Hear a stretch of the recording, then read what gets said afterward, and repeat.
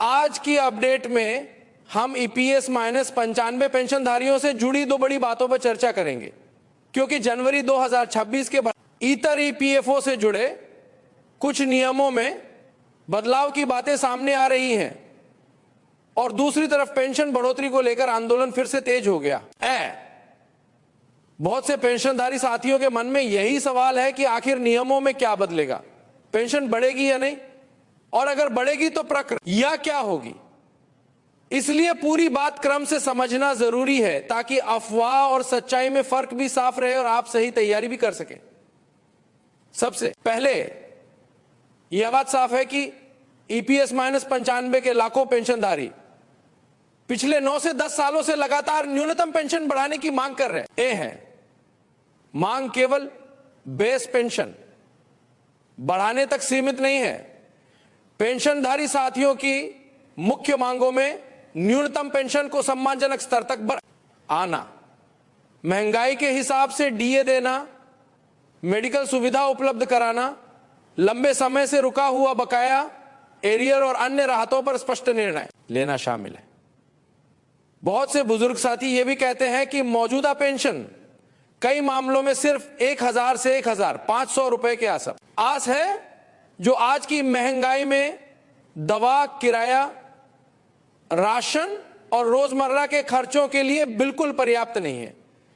इसी वजह से आंदोलन, धरना प्रदर्शन और ज्ञापन देने का सिलसिला बरसों से चलता आ रहा है। अब आंदोलन की मौजूदा स्थिति पर आए। जानकारी के अनुसार जंतर मंतर जैसे स्थानों पर धरना प्रदर्शन फिर से सक्रिय है और नेतृत्व करने वाले प्रतिनिधियों का यह कहना है कि इस बार आंदोलन तब तक समाप्त नहीं किया जाएगा जब तक सरकार की तरफ से लिखित में स्पष्ट आश्वासन नहीं मिल जाता। पेंशनधारी संगठनों का तर्क यह है कि पिछली बार भी आंदोलन के दौरान यह भरोसा दिलाया गया था कि जल्द ही बैठक बुलाई जाएगी जिसमें पेंशन बढ़ोतरी पर चर्चा होगी। उस भरोसे के आधार पर आंदोलन को समय समाप्त कराया गया, लेकिन बाद में न तो मीटिंग हुई और न ही प्रतिनिधिमंडल को किसी ठोस बातचीत के लिए बुलाया गया। इसी नाराजगी की वजह से अब फिर से दबाव बढ़ाया जा रहा है और यह भी कहा जा रहा है कि जरूरत पड़ी तो कार्यालयों का घेराव भी किया जाएगा। यहां एक बहुत अहम मुद्दा है जो पेंशनधारी बार बार उठाते हैं सरकार की तरफ से। पहले कई बार यह तर्क दिया गया कि पेंशन बढ़ने से सरकारी खजाने पर बोझ पड़ेगा।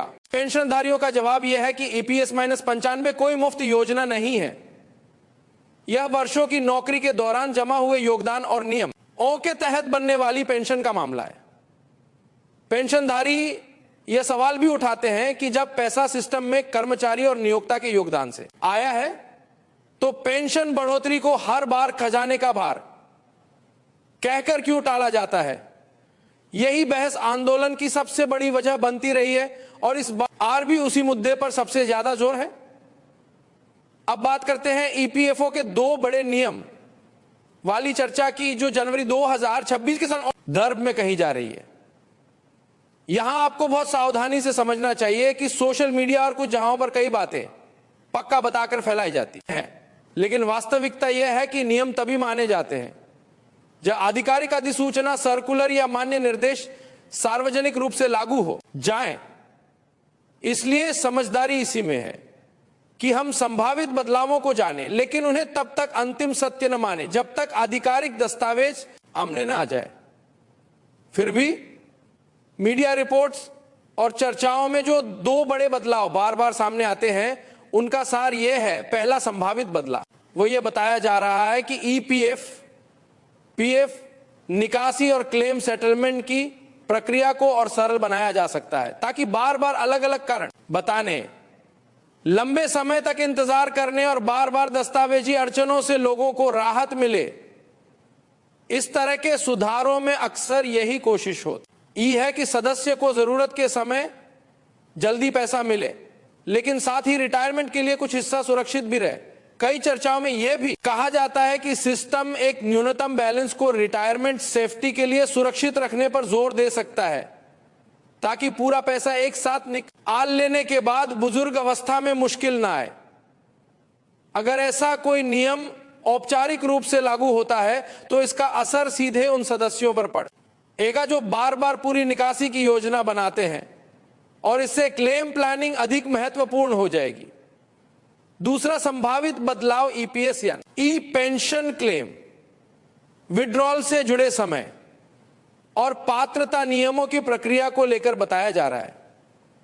चर्चाओं में यह बात सामने आती है, कुछ मामलों में पेंशन क्लेम से जुड़ी टाइमलाइन और वेटिंग पीरियड को लेकर नियमों में बदलाव हो सकता है ताकि फर्जी दावों को रोका जा सके, रिकॉर्ड्स को बेहतर तरीके से सत्यापित किया जा सके और सिस्टम को अधिक पारदर्शी बनाया जा सके। इसके साथ साथ डिजिटल सिस्टम के द्विकृत भुगतान, जीवन प्रमाण जैसी सेवाओं को मजबूत करने की बातें भी अक्सर सामने आती हैं ताकि बुजुर्ग पेंशनधारियों को बैंक, कार्यालय और एजेंटों के चक्कर कम लगाने पड़े। यदि ऐसे बदलाव लागू होते हैं तो पेंशनधारियों के लिए जरूरी हो जाता है कि वे अपने बैंक खाते, केवाईसी, आधार, मोबाइल नंबर, नाम की स्पेलिंग, जन्मतिथि और सेवा रिकॉर्ड जैसी बुनियादी चीजें समय रहते ठीक रखें ताकि बाद में भुगतान रुकने या सत्यापन अटकने की समस्या न हो। यहां आपको एक व्यावहारिक सलाह भी समझनी चाहिए, चाहे नियम बदले या न बदले, अधिकांश भुगतान रुकने की समस्या अक्सर कागजी या डाटा मैचिंग की छोटी छोटी गलतियों से होती है, जैसे नाम में एक अक्षर का फर्क, बैंक खाते का पुराना होना, आधार लिंक न होना, जीवन प्रमाण समय पर न होना या रिकॉर्ड में सेवा अवधि का मिसमैच।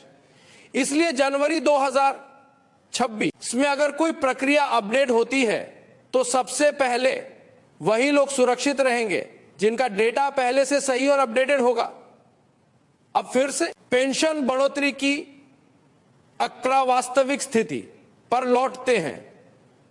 पेंशनधारी संगठनों की तरफ से यह अनुमान लगाया जा रहा है कि जनवरी के अंतिम सप्ताह तक पेंशन बढ़ोतरी को लेकर कोई बड़ा अपडेट आ सकता है। लेकिन आपको यह समझना है कि अनुमान और घोषणा में फर्क होता है। अनुमान आंदोलन, बैठकों की संभावनाओं,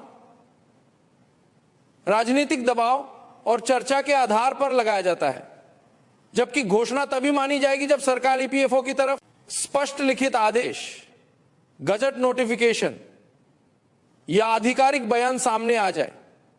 इसलिए किसी भी वायरल मैसेज पर भरोसा करने से पहले आधिकारिक पुष्टि जरूर देखनी चाहिए। पेंशनधारियों के आंदोलन का जो मौजूदा रुख है उसमें सबसे बड़ी बात एक लिखित आश्वासन की मांग है। प्रतिनिधि ईओ का कहना है कि मौखिक आश्वासन पहले भी कई बार मिला लेकिन नतीजा नहीं निकला, इसलिए इस बार स्पष्ट तारीख और स्पष्ट प्रक्रिया लेना हित में चाहिए।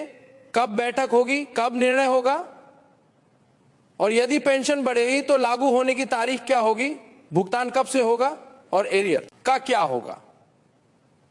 यह मांग स्वाभाविक भी है क्योंकि बुजुर्ग पेंशनधारियों की जरूरतें रोज की हैं, उनका इंतजार महीनों तक नहीं चल सकता। अब एक और महत्वपूर्ण बात, जो भी पेंशनधारी साथी अपडेट सुन रहे हैं वे आपस में एक दूसरे को सही जानकारी जरूर दें। कई बार गलत सूचना फैलने से लोग घबरा जाते हैं या गलत एजेंट के चक्कर में फंस जाते हैं। इसलिए मैं हमारे उन सभी सब्सक्राइबर से खास तौर पर कहना चाहता हूं कि किसी भी बदलाव की जानकारी को 2 जगह से क्रॉस चेक करके ही आगे शेयर करें और अगर कोई पक्की खबर बताकर पैसे मांग रहे है तो सतर्क रहें। जानकारी मुफ्त में भी मिल सकती है, पैसे देकर अफवाह खरीदना समझदारी नहीं है। अब बात करते हैं कि इस समय पे पेंशनधारियों को क्या करना चाहिए। ऐसी कुछ चीजें हैं जो आप अभी से कर सकते हैं ताकि कोई भी नया नियम लागू हो या प्रक्रिया अपडेट हो, आपका भुगतान प्रभावित ना हो। सबसे पहले अपने बैंक खाते का स्टेटस देखें, खाता चालू है या डोरमेंट तो नहीं, बैंक में केवाईसी अपडेट है या नहीं, आधार, पैन, मोबाइल लिंक है या नहीं। दूसरा, जीवन प्रमाण या डिजिटल जीवन प्रमाण की प्रक्रिया को समझकर रखें। यदि आप घर से प्रक्रिया कर सकते हैं तो सीख लें, और अगर नहीं कर सकते तो किसी भरोसेमंद सुविधा केंद्र बैंक से सही समय पर करवा लें। तीसरा, अपने पेंशन भुगतान आदेश, यूएएन, पीएफ रिकॉर्ड, सेवा विवरण और नाम, जन्म तिथि की शुद्धता जरूर जांचें। चौथा, अगर आप आंदोलन संगठन से जुड़े हैं तो अपडेट आधिकारिक स्रोत से लें और शांत तरीके से सही कदम उठाएं। अब आंदोलन की रणनीति पर आए तो यहां जो बात खुलकर सामने आती है वह यह है कि पेंशनधारी केवल मांग नहीं रख रहे, बल्कि यह भी चाहते हैं कि सरकार उनके योगदान और अधिकार को सम्मान दे। हमने अपना ही पैसा जमा किया है वाला तर्क केवल भावनात्मक नहीं है, यह एक अधिकार और विश्वास का सवाल है।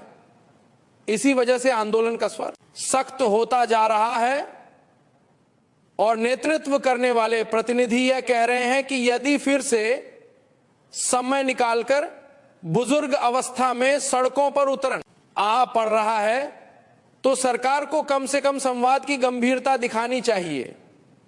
एक और बात जो कई पेंशनधारी उठाते हैं, आज की महंगाई में सिर्फ पेंशन बढ़ा देना ही पर्याप्त नहीं है, बल्कि डीए जैसी व्यवस्था से पेंशन को महंगाई के साथ जोड़ना जरूरी है ताकि हर साल वही संघर्ष न करना पड़े। मेडिकल सुविधा की मांग भी इसी वजह से है क्योंकि सबसे बड़ा खर्च बुजुर्ग अवस्था में इलाज और दवाओं पर आता है। कई साथी ये भी कहते हैं कि अगर सरकार एक स्पष्ट रोड मैप दे दे, जैसे चरणबद्ध तरीके से पेंशन में बढ़ोतरी, डीए का फॉर्मूला और मेडिकल सुविधा का ढांचा, तो आंदोलन का तनाव कम हो सकता है। लेकिन जब तक लिखित में कुछ नहीं आता, अनिश्चितता बनी रहती है।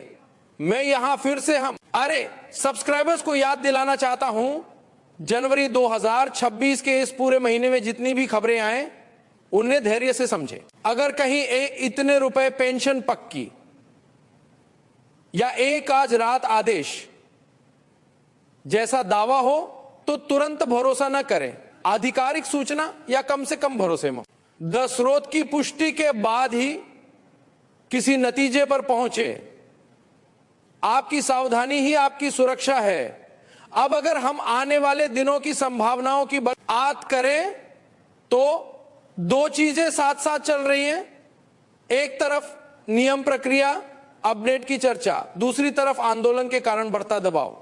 आमतौर पर जब दबाव बढ़ता है तो सरकार या विभाग बातचीत की दिशा में कदम उठाते हैं।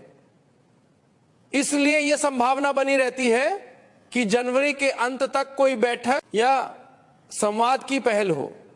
लेकिन यहां भी वही बात, जब तक लिखित और आधिकारिक नहीं तब तक अंतिम निर्णय मानना ठीक नहीं। यह भी ध्यान रखें, किसी भी सुधार या बदलाव का असर तुरंत हर व्यक्ति पर एक जैसा नहीं पड़ता। कुछ बदलाव तकनीकी होते हैं, कुछ चरणों में लागू होते हैं और कुछ के लिए संक्रमण अवधि दी जाती है। इसलिए अगर कोई नया नियम सामने आता है तो घबराने की जगह उसे समझकर अपने दस्तावेज और रिकॉर्ड अपडेट करके आगे बढ़ना बेहतर रहेगा। अंत में मैं यही कहूंगा कि पेंशनधारियों की यह लड़ाई केवल रकम की नहीं है, सम्मान और सुरक्षा की भी है। आप सभी की मांगे न्यूनतम पेंशन, डीए, मेडिकल सुविधा, एरिया सब एक बुजुर्ग की बुनियादी जरूरतों से जुड़ा मामला। उम्मीद यही है कि बातचीत और नीति के स्तर पर जल्द कोई ठोस समाधान निकले ताकि बार बार आंदोलन की स्थिति न बने और बुजुर्ग पेंशनर आरियों को राहत मिल सके। अगर आप इस तरह की नियमित और साफ सुथरी अपडेट आगे भी चाहते हैं तो हमारे साथ जुड़े रहें। हमारे सब्सक्राइबर की वजह से ही ये जरूरी बातें ज्यादा लोगों तक पहुंचती हैं और सही जानकारी का दायरा बढ़ता है। आप अपने परिवार और परिचित पेंशनधारियों तक भी यह जानकारी साझा करें ताकि कोई साथी गलत सूचना का शिकार न हो। मैं यहीं पर अपनी बात समाप्त करता हूं। आप अपना ध्यान रखें, अपनी केवाईसी और रिकॉर्ड समय पर अपडेट रखें और किसी भी नई सूचना को आधिकारिक पुष्टि के साथ ही अंतिम माने।